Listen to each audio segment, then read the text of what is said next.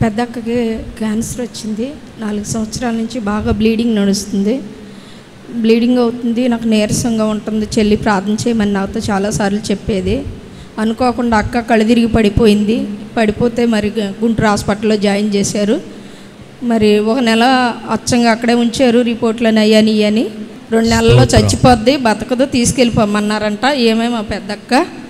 మరి వాళ్ళ అల్లుడు గారు నాకు ఫోన్ చేసి ఆఖరిసారి చూసుకుందరు కానీ డాక్టర్లు అందరినీ పిలుచుకోమంటున్నారు, మీరు వచ్చి చూసుకోండి అన్నారు.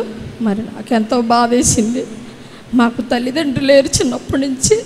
మరి నేను పొడుకునైతే అనుకున్నాను, తండ్రి నేను ప్రార్థనకు వస్తున్నాను, అక్కోళ్ళు ప్రార్థనకు రారు, ఇసాకయ్య గారు ద్వారాగా నేను తైలాభిషేకానికి వెళ్తున్నాను. మరి తండ్రి నీ చిత్తమైతే అక్కకు ప్రాణం దానం చేయి ప్రభు, నేను సాక్ష్యం చెప్పుకుంటానని పొడుకుని నేను ప్రార్థన చేసుకుంటున్నాను. కూర్చొని కూడా కూర్చోలేదు. మరి నేను సాక్ష్యం చెప్పుకుంటాను, అక్కకు మంచి ఆరోగ్యమే తండ్రి, నువ్వే తగ్గించి, నువ్వు తప్ప మాకు ఎవరు లేరు అనుకున్నాను.